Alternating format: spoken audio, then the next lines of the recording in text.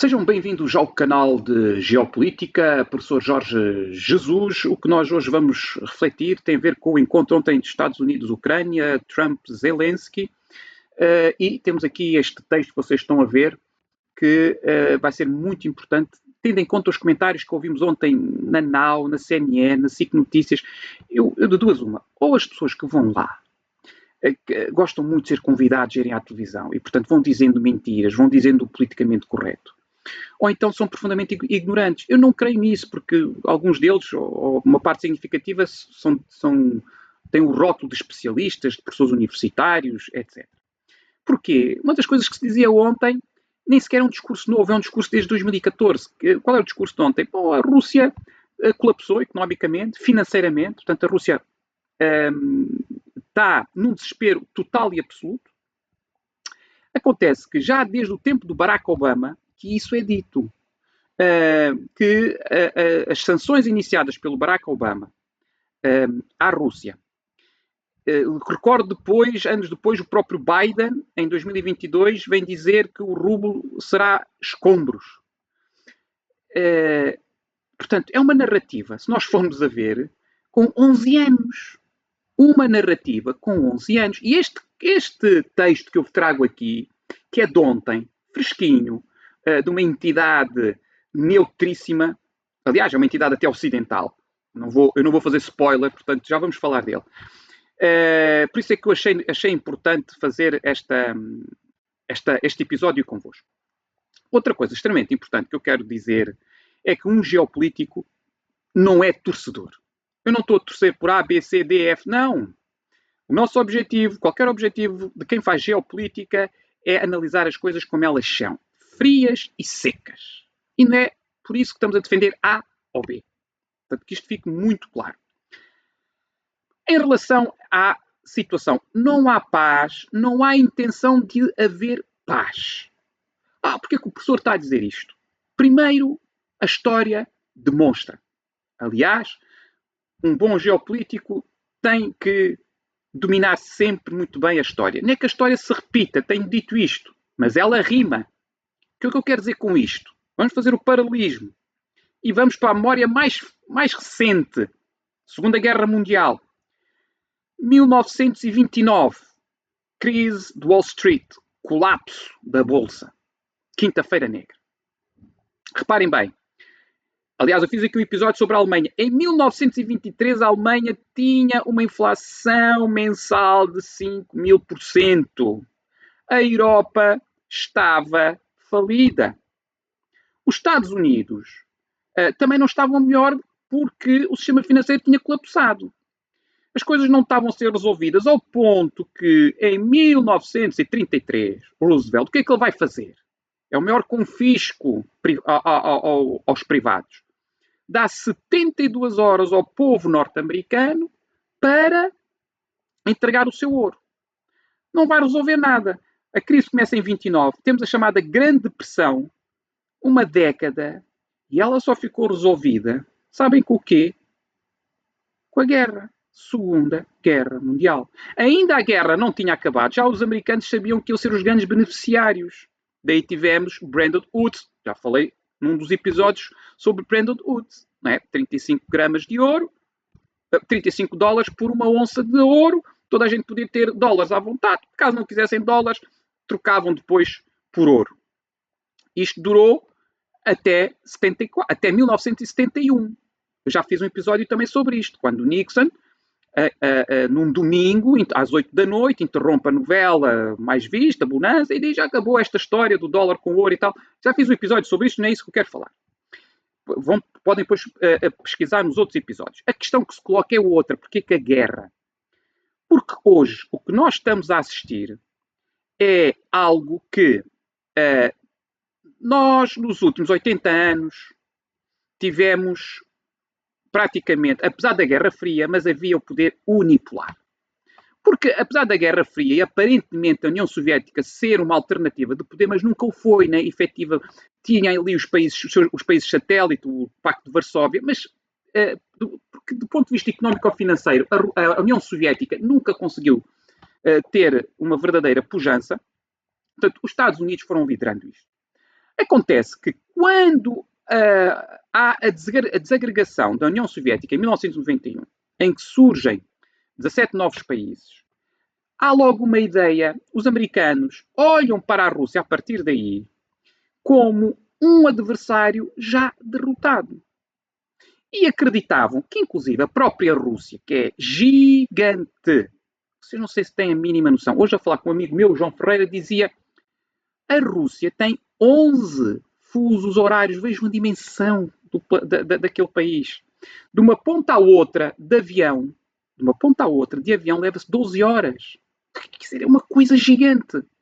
Por isso, a Rússia é capaz, devido à sua dimensão, é capaz de ser o único país autossuficiente, muito sinceramente. E como estava a dizer, os Estados Unidos, um derrotado. Tanto é que o acordo, logo em 91, entre a União Soviética e os Estados Unidos, era que a NATO não avançava para leste e o Pacto de Varsóvia, ou seja, a União Soviética, a futura Rússia, não avançava para o Ocidente em termos de influência política, militar, etc. O que é que aconteceu? Os americanos viram, como disse, uma Rússia que ia ser esfrangalhada. Se calhar iam surgir até mais países depois. Em 94 faz a primeira expansão. Em 99 faz uma segunda grande expansão. Só para vocês terem uma ideia, em menos de 10 anos já tinha rompido completamente este acordo e tinham surgido 11 países, até chegar praticamente à fronteira com a Rússia, 11 países da NATO, a leste, que era aquilo que tinham prometido. Claro que em 2008, quando os Estados Unidos vêm dizer, através do representante máximo da NATO, que a Geórgia e a Ucrânia iam entrar na NATO, Moscovo faz uma advertência, pede reunião, diz que tinha que ser negociado. Não há reunião coisa nenhuma. E a resposta da América, dos americanos e dos europeus, não vale a pena aqui fingir que nós europeus somos vítimas nisto tudo. Não. Os líderes europeus são tão responsáveis como os líderes norte-americanos. O que é que eles vieram dizer? Não há necessidade de haver reunião nenhuma porque não há negociação para a expansão da NATO. É isto. Claro que a partir daqui as coisas começaram a ficar complicadas. E a Rússia começou-se a preparar. E essa preparação aumenta quando em 2014 há um golpe na Ucrânia. Portanto, o presidente da Rússia, que tinha sido eleito democraticamente, é deposto, foge, ele tem que fugir. Barack Obama, obviamente que a Rússia prepara logo o seu acesso ao Mar Negro e toma conta da Crimeia. Geopoliticamente, a estratégia é assim que as coisas funcionam. Barack Obama inicia, então, um conjunto de sanções contra a Rússia, e é logo a partir daí que começa a surgir este discurso que nós ouvimos ontem nos canais de televisão: colapso da economia russa, vamos desfragmentar a Rússia economicamente, financeiramente, etc. Na Rússia começou a haver alguns incidentes sociais, e a Ucrânia praticamente passou a ser um quintal dos Estados Unidos e da Europa. A verdade é que a Ucrânia, praticamente desde 2014, naquelas 4 regiões, que são cerca de 20% do território da Ucrânia, praticamente que está em guerra desde essa altura. Não era uma guerra tão intensa como é agora, como é óbvio, mas desde essa altura que está em guerra. E, portanto, a Ucrânia tem sido aqui, como foi o continente africano, países asiáticos, o Vietnã e a América Latina, tem sido vítima destes poderosos que mandam no mundo há alguns séculos. Primeiro a Europa, depois os Estados Unidos, tem sido vítima de uma estratégia que é impedir o quê? O fim de um poder unipolar, de um poder único, que é os Estados Unidos à cabeça, e a Europa ali também, de apoio, para o mundo multipolar. Portanto, o mundo unipolar, impedir que haja transição de um mundo unipolar para um mundo multipolar. E porquê? Porque isto poderá significar, digamos que, se nós utilizarmos o termo império, o fim do Império Norte-Americano e uma dificuldade muito grande para os Estados Unidos.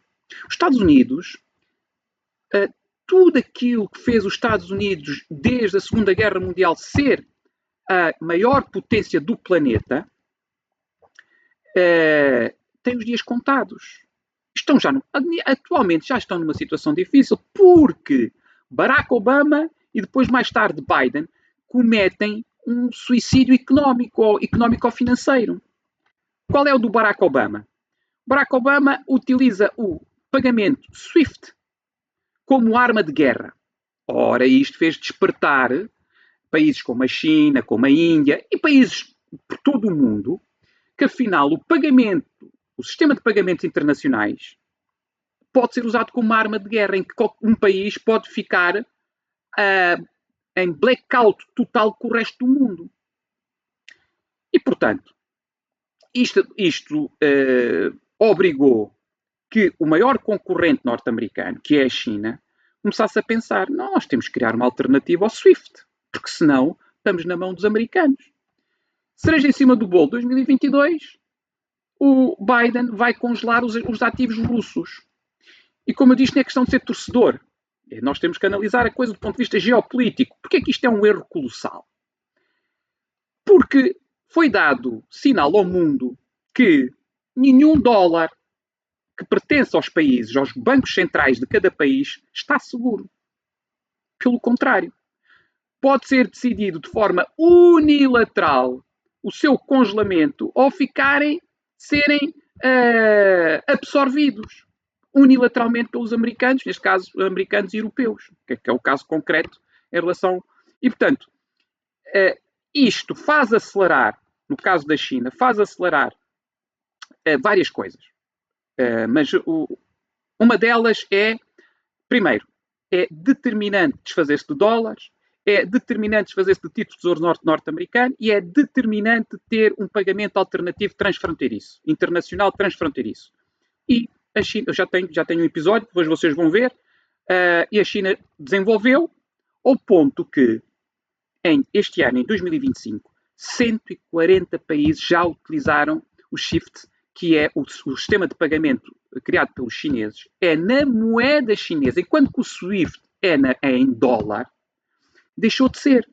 Porque neste sistema de pagamento chinês é na moeda chinesa, 140 países o fizeram, eles não deixaram de utilizar o SWIFT, mas só agora têm uma alternativa. E estas transações de 140 países foram milhares, foram se calhar foram trilhão de dólares que já não foram usados. Isto, para o dólar, é uma verdadeira hecatombe. Mas as coisas não ficam por aqui.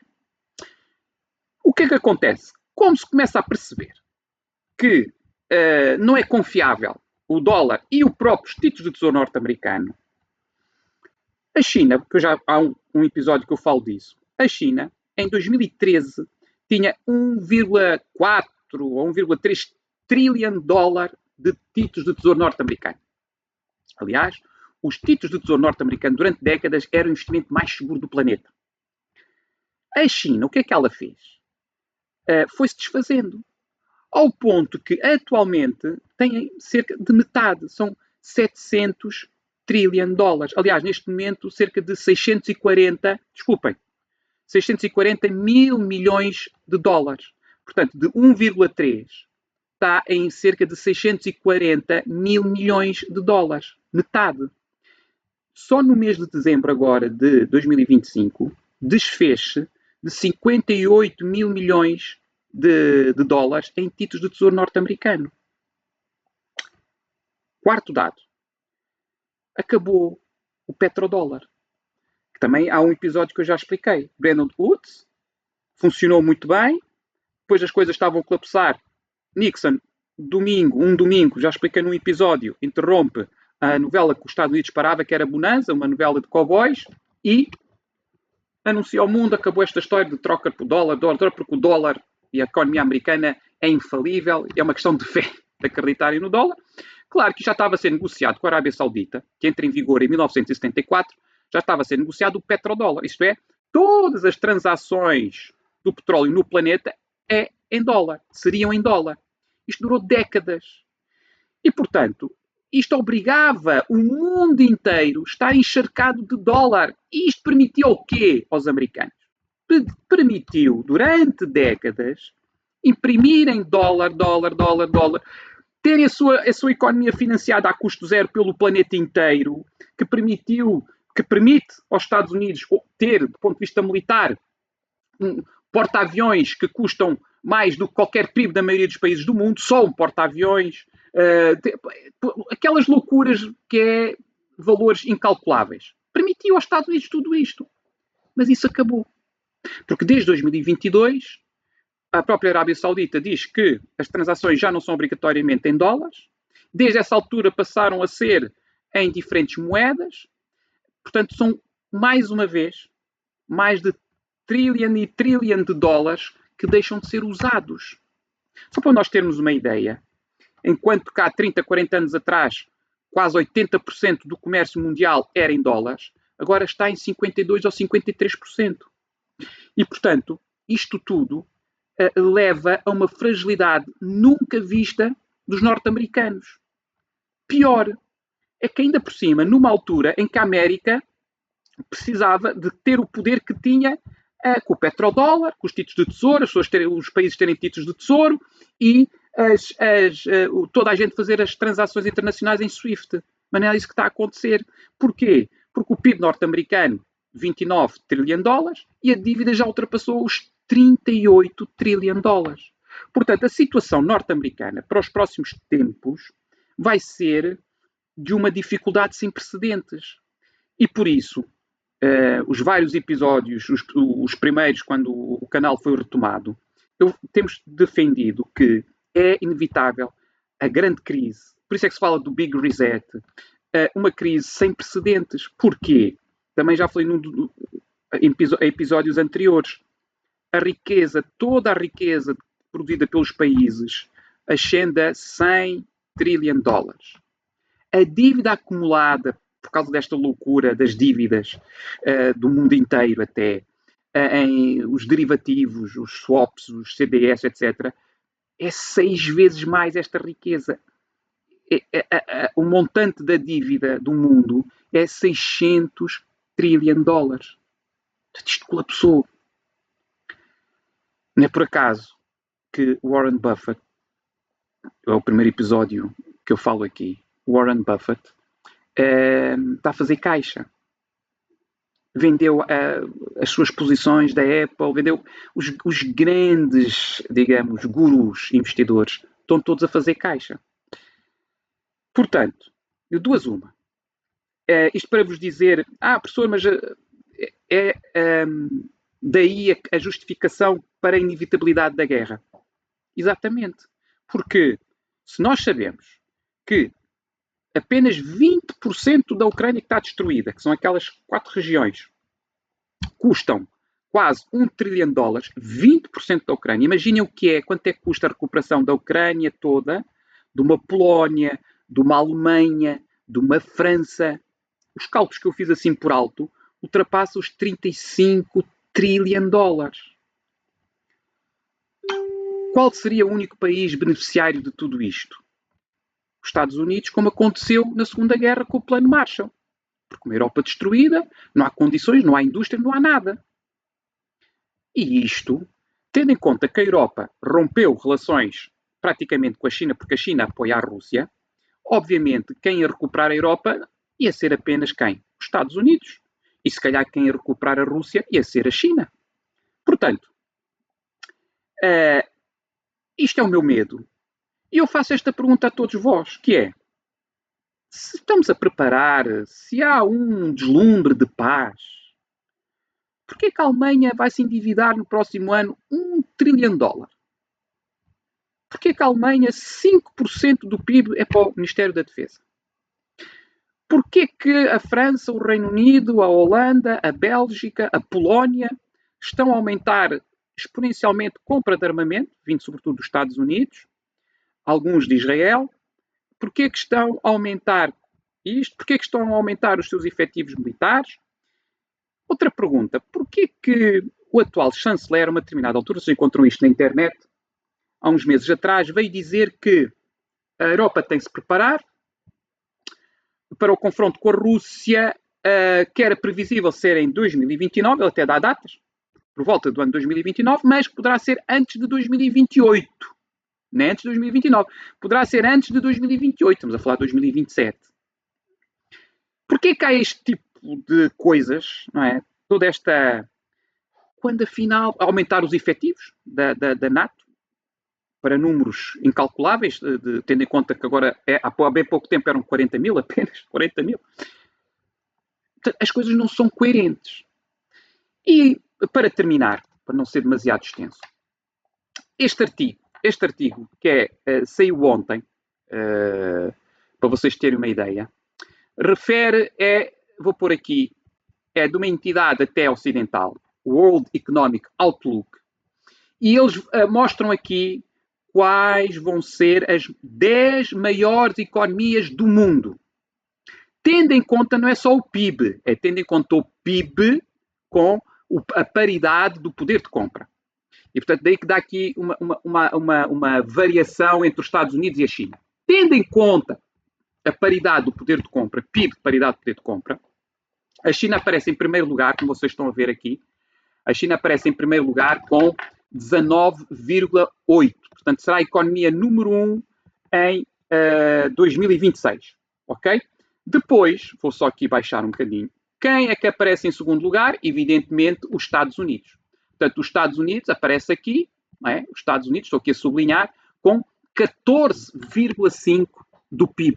O peso, 14,5 do PIB do mundo será dos Estados Unidos. Em terceiro lugar, a Índia, 8,7. Portanto, a Índia numa posição cada vez mais forte de 8,7%. Sabem qual é que está em quarto lugar? Não é a Alemanha, não é o Japão, não é a França, não é o Reino Unido, que acham que estão muito saudáveis. Quem aparece em quarto lugar como a quarta maior economia que vai crescer e o peso que vai ter no mundo é a Rússia. Está aqui. A Rússia com 3,3. Como é que nós vemos nos órgãos de comunicação social a dizer que a economia russa colapsou, quebrou? Quando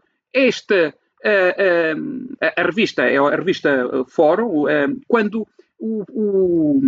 os números do FMI, portanto, é uma coisa que pertence até à Europa e aos americanos, o FMI e o Banco Mundial, vem dizer que o mundo será cada vez mais um mundo multipolar, que o protagonismo económico está claramente a deslocar-se da Europa, Estados Unidos, para a Ásia e para o chamado Sul Global. Depois, atrás da Rússia, é que vem o Japão com 3,1, a Alemanha com 2,8, a França com 2,1, o Reino Unido também com 2,1, depois a Indonésia, a nona economia do mundo, com 2,4, e temos o Brasil como a 10ª economia do mundo, com 2,3. Portanto, estas são as 10 top, as 10 economias do planeta para 2026.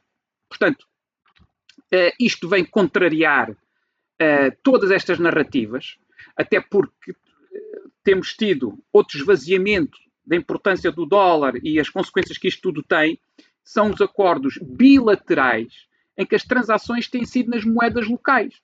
Nós sabemos que a Rússia tem vendido muita coisa à Índia e as transações têm sido com a rúpia e com o rublo, portanto, que são as moedas locais. Portanto, é evidente que o que é dito pelos órgãos de comunicação social tradicionais, mais uma vez, é apenas, só posso deduzir que é para servir determinados interesses, porque eu não acredito que as pessoas sejam ignorantes, como eu disse, estamos a falar de especialistas, pessoas universitárias, mas costuma ser contra factos, não há argumentos. Bem-ajam a todos, não se esqueçam de ativar o sininho, de subscrever o canal e, se acharem pertinente, partilhar.